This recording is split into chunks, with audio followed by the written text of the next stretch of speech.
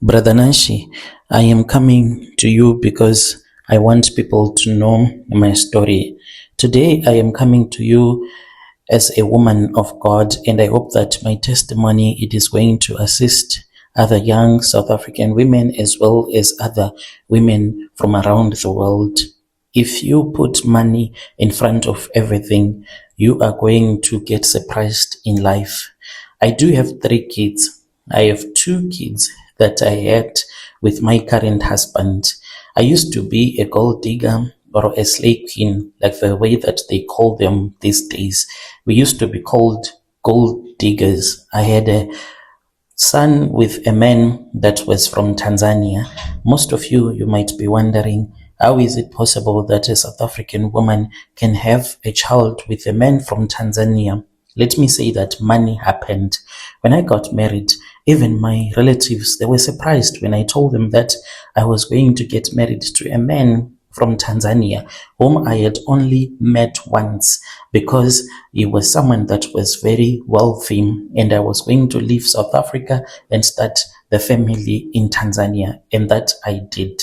Money is the root of all evil. I did this not because I loved him and I wanted to be a Magoti for Tanzania, but it was because of the way that this man had so much money.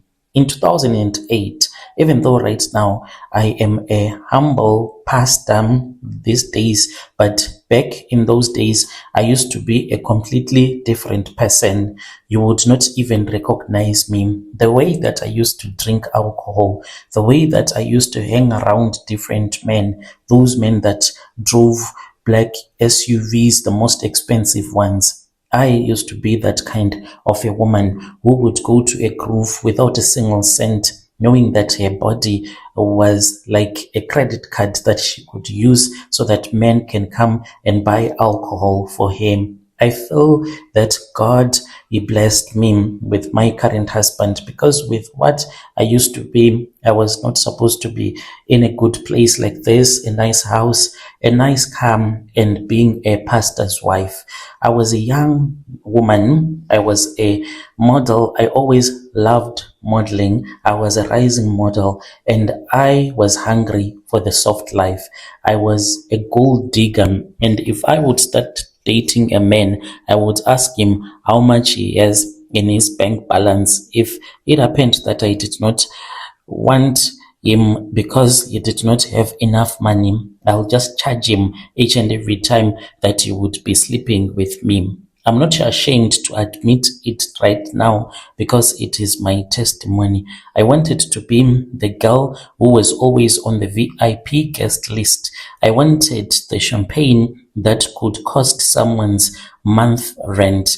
I wanted to be that girl that was always with men that were wealthy. In 2008, I was invited to a high-profile modeling gala. It was an initiative under the Ministry of Tourism meant to bridge the gap between South Africa and East African business people. That is where I met him. So I met my first husband from Tanzania. He was a Tanzanian businessman and he was someone that had money. I just looked at him and I said, this one, he has money. Within 2 hours of meeting him, he had promised me the whole world. He told me that he wanted to extend his stay in South Africa for about 2 months because he wanted to know me much better. But he said that Joburg was a bit boring for him. I was supposed to take him to a nice place in Cape Town. We then booked online and that is how we started sleeping with each other. This man, he had so much money. He was spending so much money on me and he was always on the phone call speaking with his managers from around the world because he told me that he has a lot of investments. And I said, God, you have finally given me the man that I deserve. I dumped my boyfriend. He was asking for me, was even calling my mother, asking where I was. And I told him that he was supposed to forget about me because I was now hanging out with someone that had more money and I did not want nonsense in front of me. When my family back in KZN found out that this was what I had decided, my mother, who was a prayerful woman, she said, "My daughter, what are you doing? You have given so much bitterness into your ex-boyfriend. What if he kills you and you're not supposed to get married in such a way? This man, you are saying that you have only met him for 2 months. Do you mean that you have already studied him and you are talking about going with him to Tanzania?" And I said, "Yes, I am going to Tanzania once my passport is out and he's going to marry me." I did not listen, brother. Me and my Tanzanian blesser, we went to Tanzania. It was the first time being on a private jet. And he told me that he loved me. We got married, and the ceremony on its own, it was worth millions of rands, but we got married here in Johannesburg. I moved to Tanzania thinking that I had won the lottery of my life. I did not know that this man, he was a ritualist who did horrific stuff back in his country. For the first few years, life in Tanzania was like a dream. We lived in a beautiful house and we had so many properties, most of them close to the coast of the Indian Ocean, where only the rich people lived. There was a time when I had 5 maids in my house. I had 2 private drivers, and I had clothes usually that I would go and shop in Milan, in Paris. I used to go there just to buy clothes, and I would come back to Tanzania. He was politically connected in Tanzania. I found out later on that he was a runner for some other politicians there in Tanzania.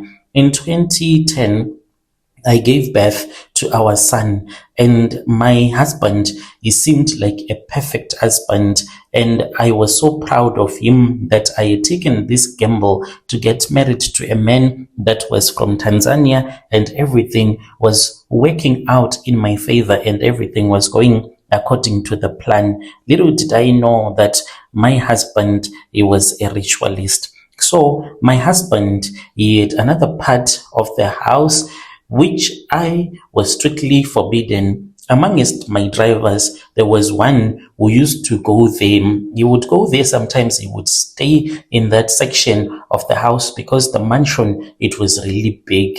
Just to give you a tour of that house, you would even get tired because it had so many bedrooms, and each and every bedroom, it had an ensuite apart from the other bedrooms that were close to the main bedroom. They shared a single bathroom. This man that I was married to, he told me that it was his private office, and since one of the driver was a state agent, he told me that some of the sensitive documents for his government tenders and other international stuff, they stayed there.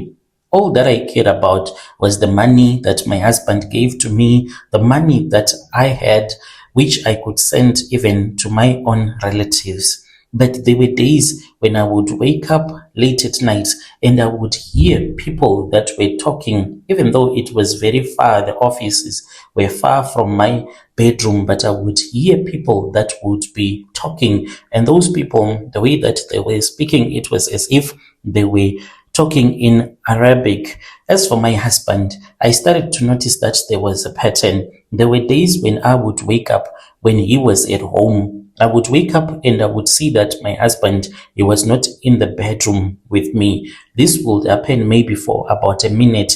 Then suddenly he would appear and he would always get angry at me for waking up because he used to say, "Why are you still awake at this time of the night?"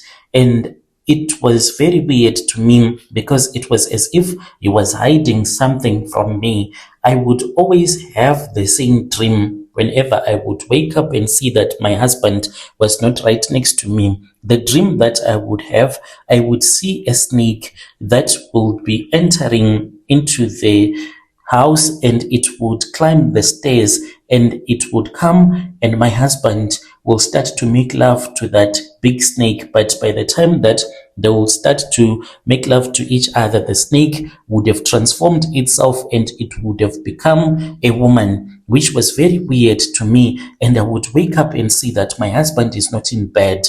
I would feel lazy each and every time to get out of the bed so that I can investigate. Then suddenly I would see my husband right next to me and he will say that you are tripping. I have been in the bed with you. So why are you saying that you did not see me? Since I was always drunk most of the times, you would say because of this alcohol that you're always taking, you are hallucinating. Can't you see that you are hallucinating? So I would think that maybe those were just hallucinations. But the dreams that I was having, even my grandmother, who passed away a very long time ago, my grandmother, she was a sangoma. I would see my grandmother even when I was still here in South Africa. Whenever I would have a dream and see my grandmother, I knew that it was a warning of something bad that was going to happen. So I would see my grandmother walking towards me as if she wants to tell me something, but she would stop and she would return back home, and she would be crying when she would have seen me, and she would have turned around to return back home as if there was something that was blocking her from reaching the place where I was.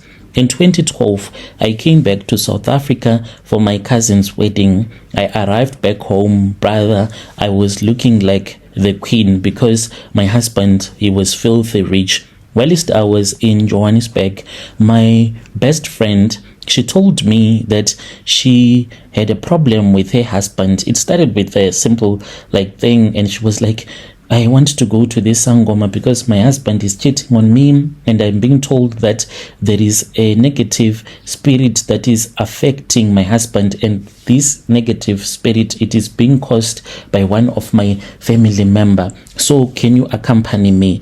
I went there, Brother Nashi. I was laughing at my friend when she told me that she wanted to go to this powerful sangoma in Soweto. I accompanied her. When we got there, I did not even want to get into the house. I said, I'll wait for you in the car. And she was like, no, don't you know that when you have accompanied someone at a sangoma's place, you are supposed to go with that person into the consultation room. Otherwise, the tokoloshis, they will hound you. And I said, tokoloshis, there is no such thing as tokoloshis. Brother Nashi, I did not know that this was my grandmother, the one that I used to have a lot of dreams about. She was the one that had dragged me to this sangoma so that I can be told what I was supposed to be told. The sangoma, whilst he was busy assisting my friend, that was when he looked at me and then he said to me, do you know that the man that you sleep with, he is a ritualist? Do you know that he has money, but his money is magic money? I want you to go back to Tanzania and I want you to use these charms. Make sure that your husband won't be at home when you are using these charms. He showed me what I was supposed to do with the charms, to burn them in my bedroom, as well as to bath my face, not with soap when I am going to bed. Just put the herbs into the water, then I go to bed. And he told me that he was going to show me everything that was happening in my house. I just laughed in my heart and I said that this man, he is poor, he's staying in this poor man's house, yet he is talking to me, the wife to a millionaire, about my husband being a ritualist. If he had said something about corruption, yes, my husband, he was involved in some corrupt activities in his country because he was a runner even for the presidents, and he was making a lot of money. So I did not believe that this man, he was telling me the truth. I then returned back to Tanzania and I just used those charms. I just said, let me use those charms. 3 months after I had returned back to Tanzania, after using the charms, that was when I got sick. It was not a normal sickness. I started losing weight as if there was something that was sucking my blood. I was taken to different hospitals by my husband. I was taken to South Korea, to Singapore, but it did not work. One night, that was when I just heard a voice that told me to wake up. When I woke up, Brother Nashi, I walked towards the part of the house where my husband's offices were. And to my shock, one of the door that was always closed, it was open on that night. And I saw my husband. He was naked. He was covered in ash, and he was sitting on the floor on top of a white garment, and he was eating a heart. By then, I did not know that he was eating a human heart. He got shocked when I saw him, and he asked me what I was doing. And the next morning, he told me that he wanted to go somewhere for a business meeting. That was when I received a phone call from my friend who had been called by the sangoma from Soweto that I was supposed to quickly return back to South Africa. Otherwise, I was going to be sacrificed by my husband. With everything that I had seen, all that I did was that I went and I stayed at a different hotel, and I booked a flight ticket for me and my son, and that is how I returned back to South Africa. When I returned back to South Africa, I had nothing. All that I had was my house slippers, a simple dress, and I told the guards that I was just going out and I would return back. I was afraid, Brother Nashi, that these men, they were going to stop me from leaving the house, because there used to be even soldiers that were guarding the house where we were staying. When I arrived back to South Africa, I went back to that sangoma who cleansed me. To this day, Brother Nashi, I live in a simple house. I don't have a plenty of cars. I don't wear expensive clothes, but when I sleep, I just thank God for what God has done for me. To all of you who are chasing men that are foreigners, that have money, because you just want to be seen as someone that is dating a man that is filthy rich, I just want to send this warning to you. One day you are going to end up in a coffin. You might love money, and I understand that at this very point there is no one that can tell you otherwise. Like in my own situation, people, they used to tell me that the way that you love money, one day you're going to get sacrificed or you're going to get killed, because I will do anything just to get money from a man. I would even meet men online, and we would go and sleep at a hotel, as long as that man would have agreed that he was going to give me 2K for the night that he's going to sleep with me. But my mom, she used to tell me that one day you're going to end up in a coffin. And today I am telling you guys, if you are dating for the sake of money, know that one day you will end up in a coffin because of the way that you love money. I am grateful for my husband. He does not know about my past. I don't know what he will do and what he will say if it ever happens that he finds out some part of my life which is very dark, because it is not easy for a man who loves his wife to know that maybe the wife has a body count of more than 100 men. But it is life, and I'm grateful for what life has given to me. Dear listeners, right, there was a message that was sent to me by one of our dear sister. Let us speak with our dear sister in the comment section. Strange things indeed they do happen in this world. She is saying that she has a body count of more than 100 men that she has slept with. Name. I'll be back with another episode.